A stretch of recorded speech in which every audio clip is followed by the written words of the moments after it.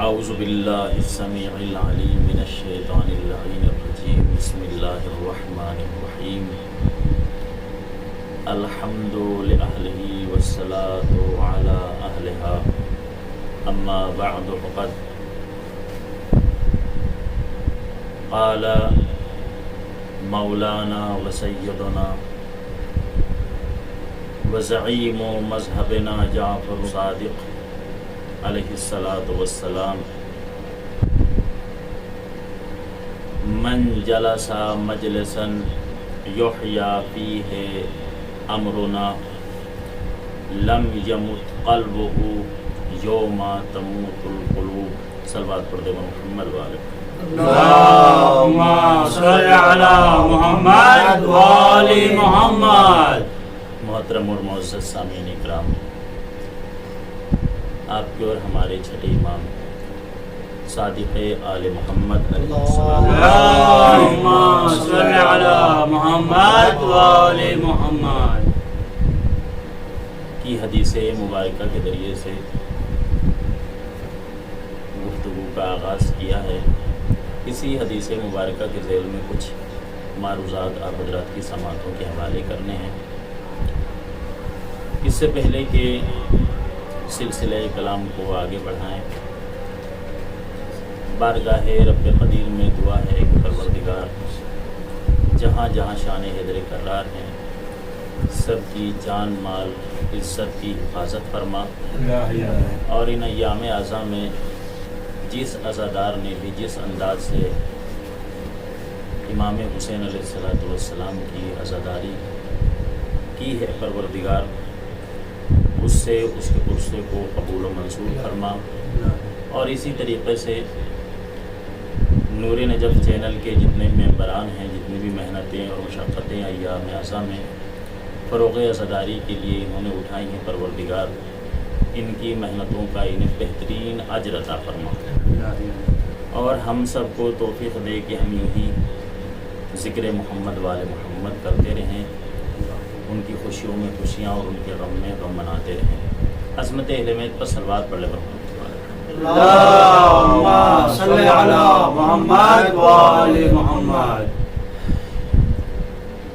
چھٹے امام علیہ السلام کا ارشاد گرامی ہے، من جلس مجلسا یحیی فیہ امرنا.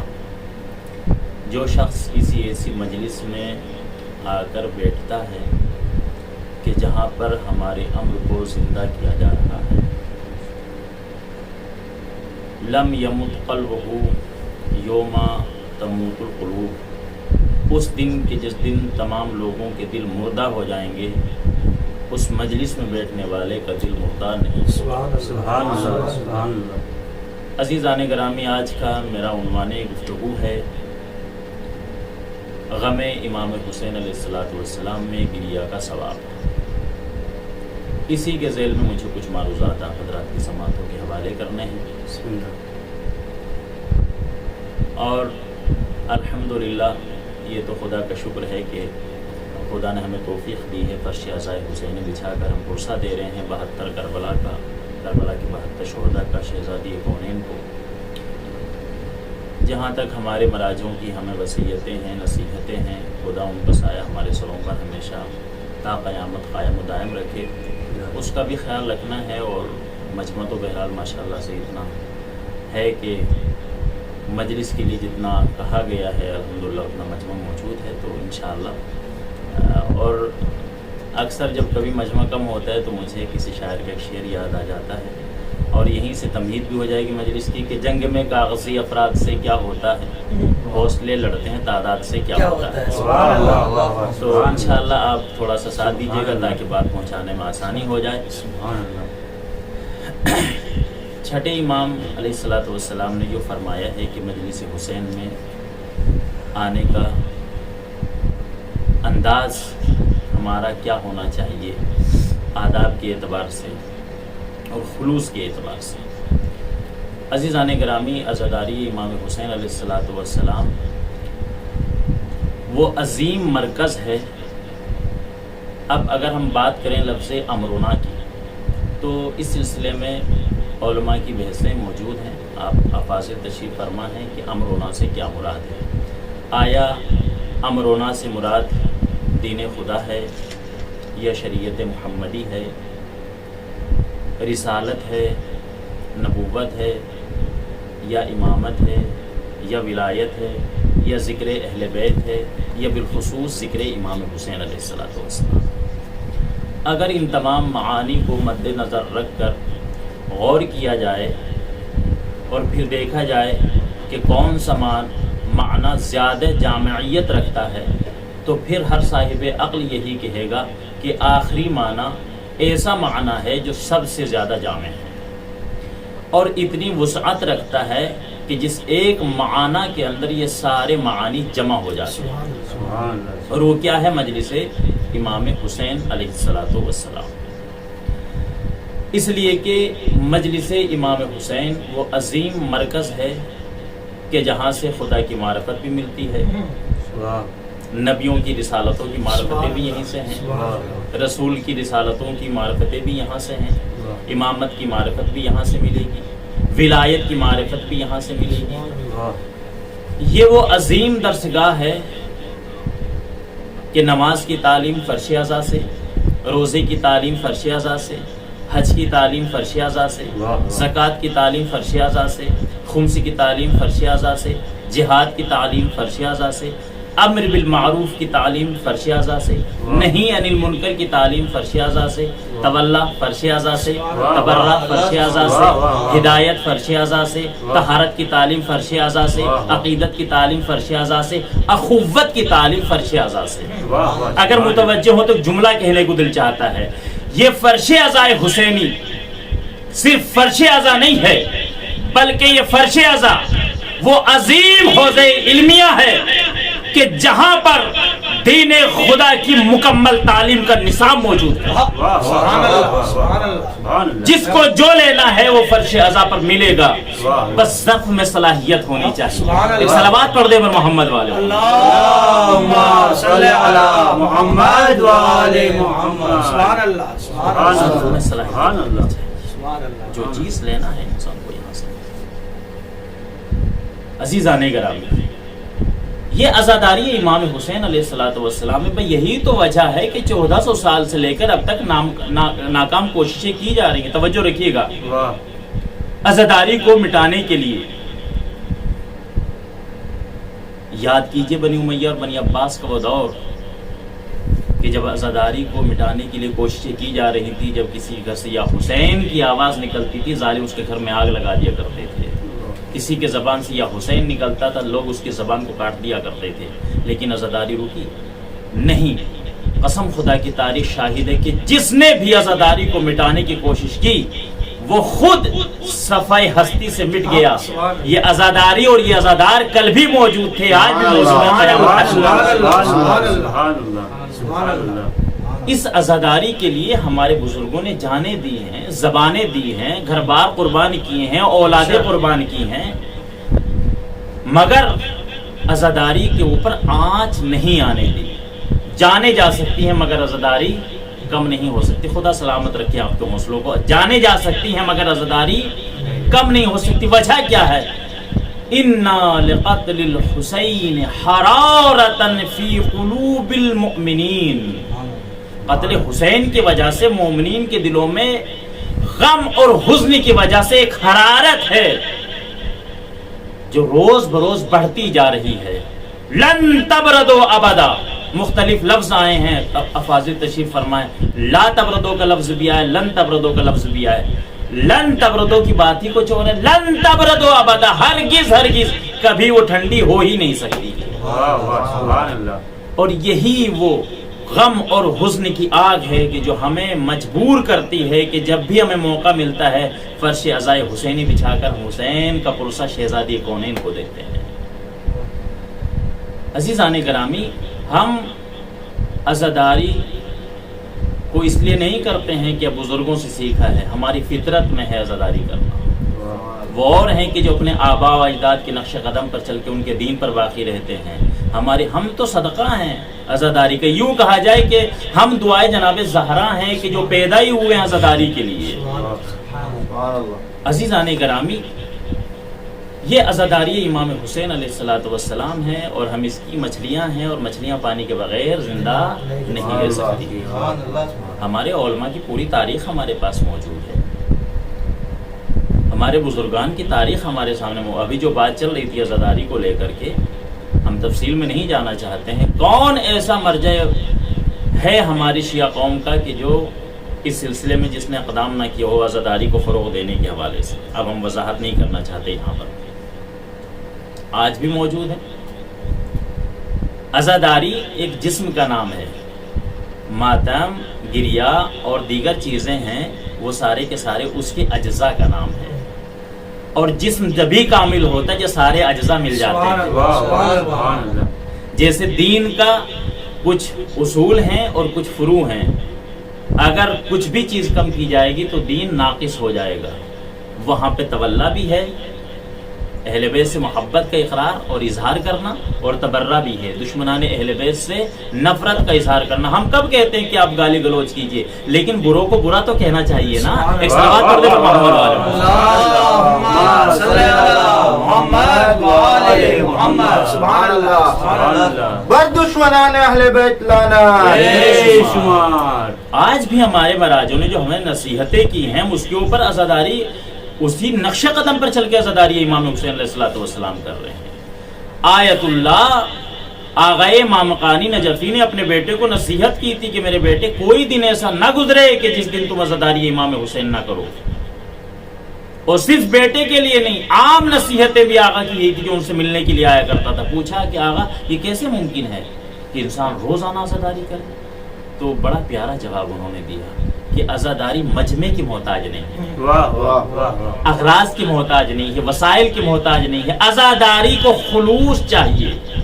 کتنا آسان ہے عزیزان گرامی، آپ روزانہ نماز صبح کے بعد کربلا کی طرف رخ کیجئے، اور ایک مرتبہ ایک تصور میں امام حسین کی مصیبت کو یاد کیجئے۔ ایسا ہو ہی نہیں سکتا کہ امام حسین کو کوئی یاد کرے اور اس کی آنکھ نم نہ ہو۔ میں یہ نہیں کہتا کہ آنسوؤں کا سیلاب بہنے لگے گا، لیکن آنکھ ضرور نم ہو جائے گی، یہ فطرت کا تقاضا ہے۔ جب آنکھ نم ہو جائے، آپ سر پر ہاتھ رکھ کر کہیں السلام علیک یا ابا عبداللہ، السلام علیک ایھا المظلوم، السلام علیک ایھا الشہید۔ جب آپ کی آنکھ نم ہو جائے گی، وہی مجلس حسین ہے، یہی تو مجلس حسین ہے۔ آنسو کا نکل جانا یہی مجلس امام حسین علیہ السلام۔ کوئی رونے کی عظمت اگر پوچھنی ہے تو جناب سکینہ سے پوچھیں جنہیں رونے نہیں دیا گیا، جناب زینب سے پوچھیں جنہیں گریہ نہیں کرنے دیا ہے، ان بچوں سے پوچھیں کہ جب اپنے وارثوں کو یاد کر کے روتے تھے تو شمر تماچے مارتا تھا۔ آج اگر ہمیں موقع مل رہا ہے تو ہمیں عزاداری امام حسین میں کوئی کوتاہی نہیں کرنی چاہیے۔ بے بصیرت ہیں وہ لوگ کہ جو صرف ایک چیز کو لیے بیٹھے ہیں کہ بس آئیں مجلس کریں اور چلے جائیں۔ نہیں، جیسے میں پھر جملوں کو دہرا رہا ہوں کہ عزاداری ایک جسم کا نام ہے، اور جسم اس وقت کامل ہوتا ہے جب سارے اجزاء اس کے ساتھ ہوتے ہیں۔ یہ ساری کی ساری چیزیں اجزاء عزاداری ہیں، شاعر حسینی میں داخل ہیں، اور جو شاعر میں داخل ہو جائے وہ بدعت اور ناجائز نہیں ہوا کرتا۔ ایک صلوات پڑھ لیں محمد والے محمد۔ اللہم صل علی محمد وآل محمد۔ رونے کا ثواب آپ کے اور ہمارے چھٹے امام فرماتے من بکا او اب کا او تبا کا، جو روئے یا رلائے۔ دیکھیں دونوں مراحل ہیں انسان کے پاس، رونا بھی اور رلانا۔ او تبا کا، رونا نہیں آ رہا ہے، جھوٹا ہے وہ انسان جو کہتا ہے کہ میں امام حسین سے محبت کرتا ہوں، عقیدت رکھتا ہوں، لیکن میری آنکھ سے آنسو نہیں نکلتا۔ زبانی دعویٰ ہو سکتا ہے لیکن وہ حقیقت میں حسین کا، اس لیے کہ امام حسین علیہ الصلوۃ والسلام کی محبت اس بات کی متقاضی ہے کہ جو بھی حسین سے محبت کرے گا جب بھی ان کی مصیبت کو سنے گا اس کی آنکھ سے آنسو ضرور نہیں۔ کیوں؟ اس لیے کہ امام حسین نے خود کہا ہے انا قتیل العبرات، میں ہر مومن کی آنکھ کا آنسو ہوں۔ کسی روایت میں یہ لفظ بھی آئے ہیں انا عبرت لکل عین لکل مومن، اس طرح کی روایت ہے کہ میں ہر مومن کی آنکھ کا آنسو ہوں۔ جب بھی کوئی مومن میرا ذکر کرے گا ایسا ہو ہی نہیں سکتا کہ اس کی آنکھ سے آنسو نہ نکلے۔ تو جو روئے یا رلائے یا رونے کی صورت بنائے وجبت لہ الجنہ، میرا جملہ نہیں، صادق آل محمد کا واہ واہ واہ واہ واہ۔ یعنی لوگ بہت مشکل سمجھتے ہیں جنت کو، قسم خدا کی جنت تو غم حسین کے آنسو میں بند ہے، آپ آ کے بہائیے تو صحیح خلوص نیت کے ساتھ، وجبت لہ الجنہ، اس کے اوپر جنت واجب ہو جاتی ہے۔ ابو عمارہ یہ روایت کامل الزیارہ میں موجود ہے، آپ کے مطالعے سے گزری ہوگی اور کہیں تو انشاءاللہ مراجعہ کیجیے گا۔ ابو عمارہ ایک مرتبہ خدمت امام صادق علیہ السلام میں صلوات پڑھ لیں محمد والے اللہم صلی علی محمد وآل محمد۔ بس یہ آخری روایت اور ربط مسائل ختم ہوا۔ تو مولا نے فرمایا ابو عمارہ کیا تمہیں ہمارے جد امام حسین علیہ السلام کی مصیبت میں کوئی مرثیہ کوئی شعر یاد ہے؟ اس نے کہا کہ ہاں مولا مجھے یاد ہے۔ کہا تو ہمیں سنائیں۔ فرش ازا بچھا دی گئی، امام خود زمین پر بیٹھے، ذاکر کو منبر پر بٹھایا۔ یہ رتبہ کہاں سے بڑھ گیا ہے؟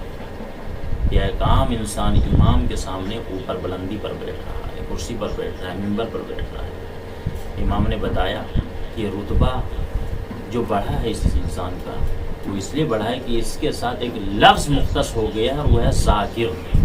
کس کا؟ حسین کا ذاکر۔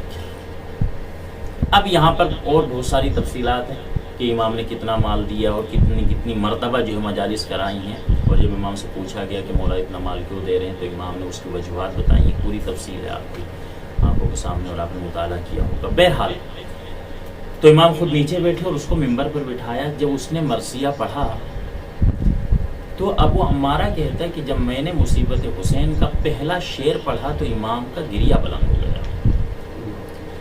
میں جیسے جیسے شعر پڑھتا جاتا تھا ویسے ویسے امام کا گریہ بلند ہوتا جاتا تھا، اور آخر میں امام کے اوپر ایسے رقت طاری ہوئی کہ امام کہہ رہے تھے واہ حسینہ واہ مظلومہ واہ جدہ۔ ان آوازوں کو جب ان کے اہل خانہ نے سنا تو گھر سے رونے کی آوازیں بلند ہو گئی۔ ادھر اہل خانہ رو رہے تھے، ادھر امام رو رہے تھے، گریہ بلند ہوتا رہا، میں پڑھتا رہا، یہاں تک کہ میں نے اپنا مرثیہ ختم کیا، امام کا گریہ رکا۔ جب امام کا گریہ رکا تو امام نے مجھ سے فرمایا اے ابو عمارہ تجھے معلوم ہے کہ میرے جد حسین کی مصیبت میں گریہ کرنے کا، مرثیہ پڑھنے کا کتنا ثواب ہے؟ ابو عمارہ کہتے ہیں کہ میں نے ہاتھوں کو جوڑ کر عرض کیا فرزند رسول آپ ہی بیان کر دیجئے کہ مرثیہ پڑھنے کا ثواب کتنا ہے۔ یہ ایک بہترین تحفہ ہے امام کی طرف سے، قسم خدا کی ہم جیسے طلباء کے لیے شرف ہے ہمارے لیے کہ ہم ذکر محمد والے محمد کریں، اور وہ بھی نجف جیسی سرزمین کے اوپر۔ تو جیسے ابو عمارہ نے کہا کہ مولا آپ بیان کیجیے، تو چھٹے امام فرماتے ہیں اے ابو عمارہ اگر کوئی شخص میرے جد امام حسین کی مصیبت کا ایک شعر پڑھے اور اس ایک شعر کی وجہ سے وہ 50 لوگوں کو رلائے، وجبت لہ الجنہ، اس کے اوپر جنت واجب ہو جاتی ہے۔ بس یہ 2-3 باتیں اور ربط مسائل۔ اس کے بعد مولا نے عدد کم کیا۔ مولا فرماتے ہیں اے ابو عمارہ 50 نہیں، اگر کوئی ایک مرثیے کا بند پڑھے اور اس کے ذریعے سے وہ صرف 40 لوگوں کو رلائے، وجبت لہ الجنہ، اس کے اوپر بھی جنت واجب ہو جاتی ہے۔ مولا نے پھر عدد کم کیا۔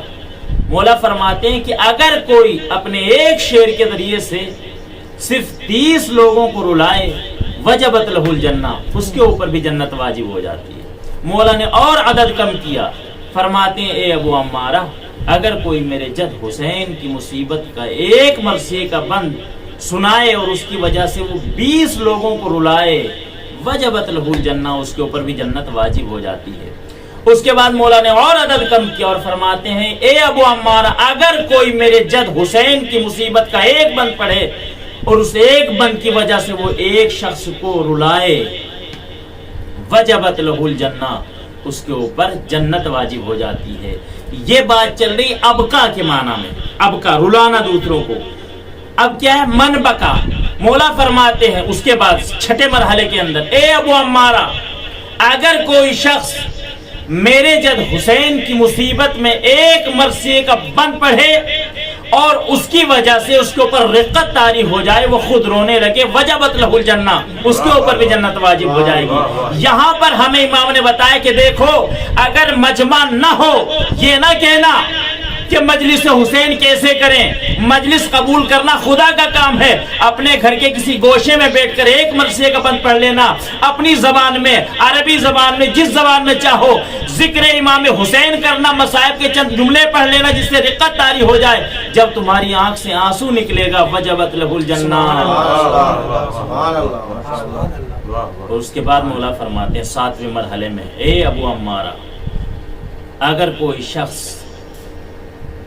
میرے جد حسین کی مصیبت میں کوئی مرثیے کا بند پڑھے، مصائب کی چند فقرے پڑھے، اگر لفظوں کو بدلا جائے، اور اس کے پڑھنے کی وجہ سے اس کے اوپر رقت طاری ہو جائے اور وہ اپنا چہرہ رونے والا بنا دے، تباکہ، یا وہ رونے کی صورت بنائے، اس پس منظر میں امام کہتے ہیں کہ اس کا چہرہ ایسا ہو جائے کہ لوگ دیکھ کر کہیں کہ اس نے بالکل رونے کی صورت بنا رکھی ہے۔ اگر اس کا چہرہ ایسا ہو جائے وجبت لہ الجنہ، اس کے اوپر بھی جنت واجب ہو جاتی ہے۔ قسم خدا کی امام حسین ہیں ہی اتنے مظلوم کہ جن کے اوپر آسمانوں نے گریہ کیا ہے، زمین نے گریہ کیا ہے، چرند نے گریہ کیا ہے، پرند نے گریہ کیا ہے، جمادات نے گریہ کیا ہے، نباتات نے گریہ کیا۔ کون سی دنیا کی چیز ایسی ہے کہ جس نے امام حسین کی مصیبت کے اوپر آنسو نہ بہائے ہیں؟ اسدارہ نے مظلوم کربلا، آپ مسلسل چاند رات سے لے کر اب تک ایام عزا میں مصروف ہیں، اور آپ نے پرسہ پیش کیا ہے شہزادی کونین کو ان کے بھرے گھر کا۔ پروردگار آپ سے اس عزا کو قبول فرمائے، توفیقات خیر میں اضافہ فرمائے۔ مجھے بہت زیادہ مصائب نہیں پڑھنے ہیں، بس آج کی مناسبت کا خیال کرتے ہوئے امام حسین علیہ السلام کے سوئم کی مناسبت سے مجلس کا انعقاد کیا گیا ہے۔ بس مجھے ہلکا سے مصائب کی طرف اشارہ دینا ہے اور اس کے بعد ختم دعا۔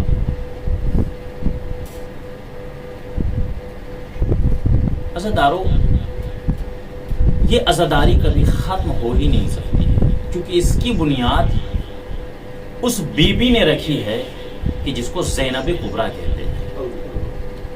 جب رہائی ملی ہے جناب زینب صلوات اللہ علیہ کو، تو جناب زینب نے یہ نہیں کہا کہ فوراً ہمارے تبرکات واپس کریں اور ہم مدینہ جانا چاہتے ہیں، اپنے گھر جانا چاہتے ہیں، نہیں کہا بیٹا سجاد یزید سے کہیں کہ ہمارے لیے ایک مکان خالی کرائے تاکہ میں فرش عزا بچھا کر اپنے بھائی حسین کا ماتم کر سکوں۔ اللہ اکبر، آپ رونے کے لیے آمادہ ہو گئے، پروردگار آپ کو کسی غم میں نہ رلائے سوائے غم اہل بیت علیہ السلام کے۔